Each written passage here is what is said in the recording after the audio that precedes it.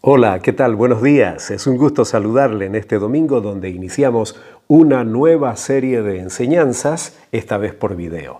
Estamos cumpliendo una cuarentena total, no podemos reunirnos, pero nosotros queremos llegar allí donde usted está, en su hogar, para compartir con usted la palabra de Dios. Y lo haremos durante las próximas semanas con cada una de las reuniones. Estamos trabajando en ello como iglesia entre los hermanos para poder hacer esto posible y que todos tengamos la oportunidad de seguir disfrutando de la palabra de Dios. Hoy quiero hablar sobre cómo enfrentar los desafíos de hoy. Hace pocos días, un familiar mío estaba en su vehículo muy nuevo, de estos sofisticados, llenos de sensores, y de pronto en el tablero apareció esta señal. Estaba tan confundido porque no sabía qué significaba, estaba muy preocupado, así que se fue al mecánico casi de emergencia y el mecánico le dijo que no se preocupara. Lo único que tenía era que la llanta estaba un poquito desinflada y entonces el sensor estaba comunicando que faltaba aire, faltaba la presión adecuada. Los vehículos nuevos, los vehículos modernos, traen una serie de indicaciones para advertirnos de los problemas que puede estar pasando. Y obviamente uno tiene que aprender a reconocer cuál es la señal para luego ir y buscar la ayuda que corresponde. Creo que estamos viviendo tiempos así, tiempos con señales muy diversas y con sensores que están ahí despiertos y a la vista de todos, ¿verdad? Entonces es nuestra responsabilidad como cristianos entender las señales de los tiempos, pero también interpretarlas para quienes nos rodean. Quisiera que hoy vayamos al primer libro de Samuel en el Antiguo Testamento, el capítulo 17. Primer libro de Samuel, capítulo 17, allí encontramos una historia por demás conocida, la famosa pelea entre Goliat y el pequeño David. Usted conoce perfectamente la historia y allí hay algunas lecciones que bien pudieran ser nuestras en estos tiempos de dificultad, de crisis que nos rodean. La primera lección que yo encuentro ahí es que debemos aprender a creer más en las palabras de Dios que en la de los hombres. Dice primer libro de Samuel 17:11, oyendo Saúl y todo Israel estas palabras del filisteo, se turbaron y tuvieron gran miedo. Resulta que tanto Saúl como el pueblo de Israel estaban turbados por todo lo que escuchaban. ¿No nos pasa algo similar en estos días? Recibimos información ya no solo por radio, por televisión o por los periódicos. La noticia está en la palma de nuestra mano y muchas veces sin una fuente confiable, muchas veces noticias falsas, pero allí nos llegan y estamos bombardeados de muchas voces que están hablándonos todo el tiempo y están generando pánico. Es increíble la histeria colectiva que se ha apoderado del mundo entero, que hace cometer errores terribles hasta las autoridades. La gente está desesperada. Hace algunos días, estando en otro país y observando cómo un país de primer mundo, en todas las tiendas acabaron con el papel higiénico, alguien me decía, un día le contaré a mis nietos cómo era esta situación. Nosotros nos creíamos país de primer mundo y sin embargo, por un virus y una enfermedad respiratoria, creíamos que podíamos resolver con papel higiénico. Es la desesperación de la gente. ¿Sabe qué? David no era más fuerte que Saúl. De hecho, Saúl era una persona adulta, David era un adolescente. Saúl era grande, tenía fuerza. David todavía, recuerda cuando se quiso calzar la armadura de Saúl, no le hacía, le quedaba sumamente grande. Entonces David no era más fuerte que Saúl. Pero ¿sabe cuál era la diferencia? David estaba escuchando a Dios en lugar de escuchar lo que decía la gente. Todos estaban escuchando lo que decían los filisteos, lo que decía Goliat, y estaban atemorizados, corrían, escapaban. Pero viene David, que también está escuchando lo que está sucediendo, que también está viendo pero él estaba escuchando la voz de Dios y eso marcaba una enorme diferencia en su actitud frente al desafío que tenía por delante. En segundo lugar, debemos aprender a ver el problema como una oportunidad. Dice el primer libro de Samuel, capítulo 17, versículos 26 al 27, entonces habló David a los que estaban junto a él, diciendo, ¿qué harán al hombre que venciere a este filisteo y quitare el oprobio de Israel? Porque ¿quién es este filisteo incircunciso para que provoque a los escuadrones del Dios viviente? Y el pueblo le respondió las mismas palabras diciendo, así se hará al hombre que le venciere.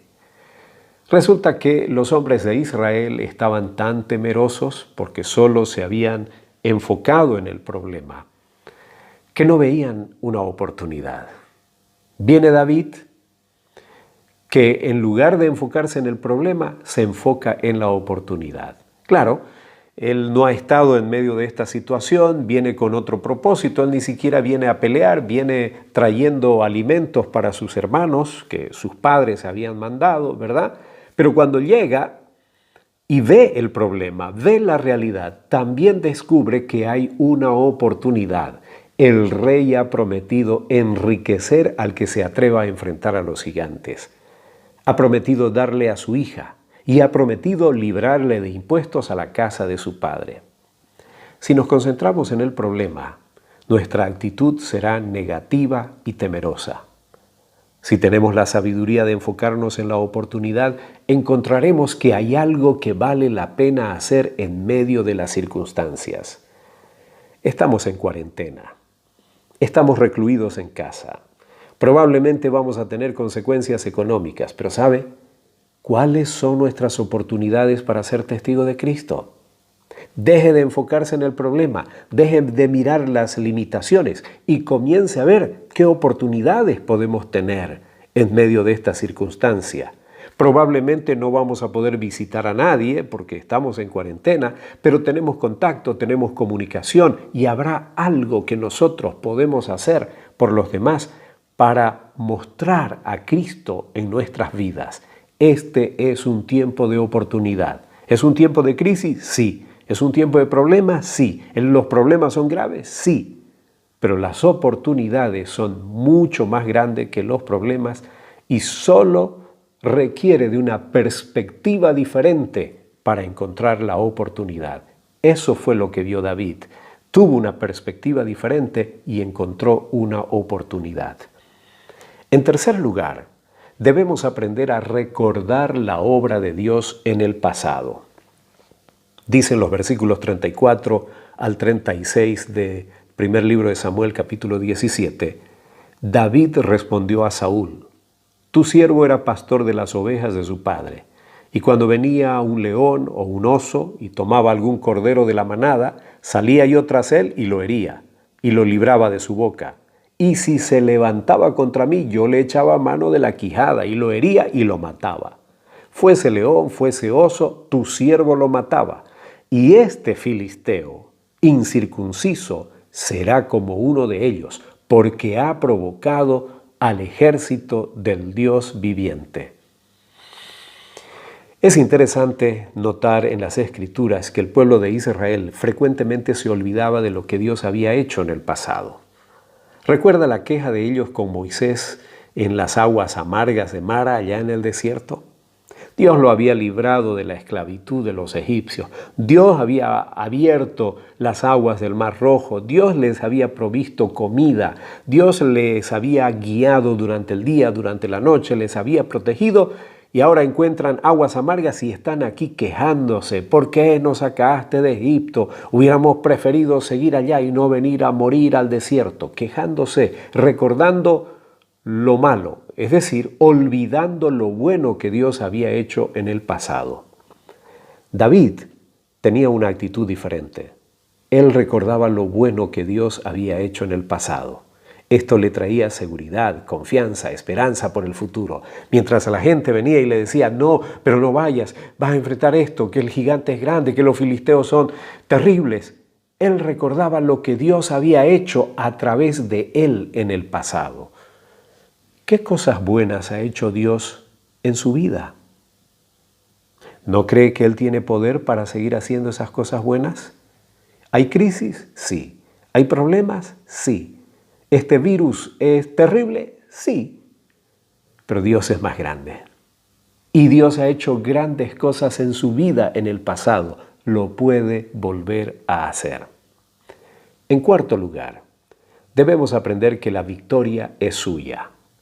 El versículo 45 dice: Entonces dijo David al filisteo: Tú vienes a mí con espada y lanza y jabalina, mas yo vengo a ti en el nombre de Jehová de los ejércitos, el Dios de los escuadrones de Israel, a quien tú has provocado.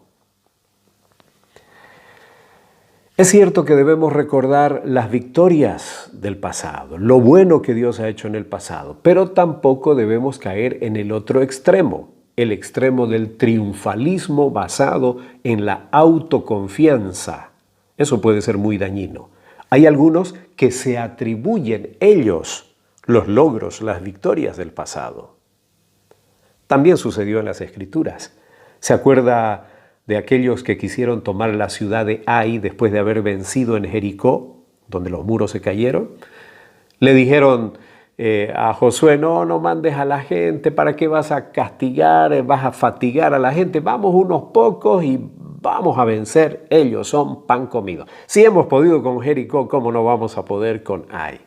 Pero fueron allá con mucha autoconfianza y resultaron derrotados, escaparon, huyeron, avergonzados y con algunos muertos. David actuaba de manera diferente. David era sereno. Sabía que Dios usaba sus habilidades, pero la victoria era del Señor. Es interesante el caso de Goliat. Claro, David tenía una enorme habilidad de usar la honda, y la piedra viene y se incrusta en la frente de Goliat. ¿Cómo imagina usted que debió haber caído Goliat? ¿Correcto? De espalda. Porque si viene un piedrazo fuerte, tan fuerte que se incrusta en su frente, por el efecto de la gravedad y el impacto, él debió haber caído de espaldas. Sin embargo, las Escrituras dicen que Goliat cayó de frente, de bruces, con la cara hacia la tierra. ¿Por qué?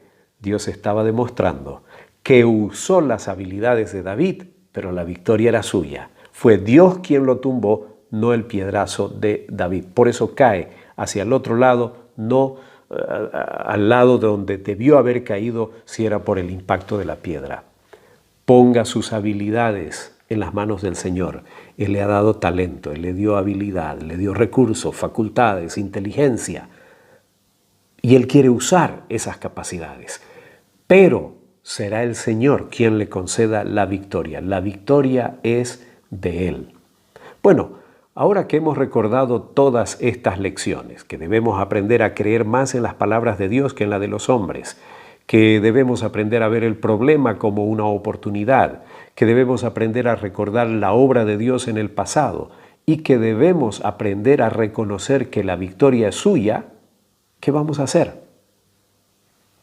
No debemos caer en ninguno de los dos extremos que la gente está cayendo. Ni en el pánico colectivo que nos rodea, de desesperación de no saber qué hacer, pero tampoco en la sobreespiritualización de los fanáticos religiosos que tergiversan la palabra de Dios. Me gusta la idea que nuestro hashtag, nuestra etiqueta sea: no te contagies con el virus, no contagies pánico, contagia esperanza. Dios tiene respuesta para las preguntas de hoy, pero somos nosotros los encargados de traducirlas a quienes nos rodean. ¿Qué pasos de acción vamos a tomar? ¿Por qué ahora que termine el video no conversa allí en familia y piensa qué podemos hacer? ¿Cómo podemos mostrar a Dios en nuestras vidas?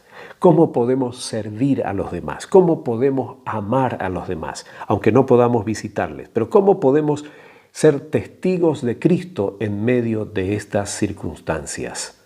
Espero que lo haga.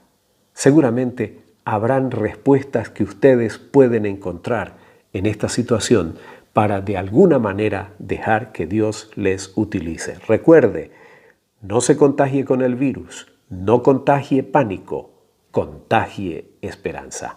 Gracias, le animo a seguir pensando sobre estas ideas. No se olvide que el próximo martes la reunión de oración le llegará en video con un mensaje que le provoque a orar en familia. Muchísimas gracias, que Dios le bendiga.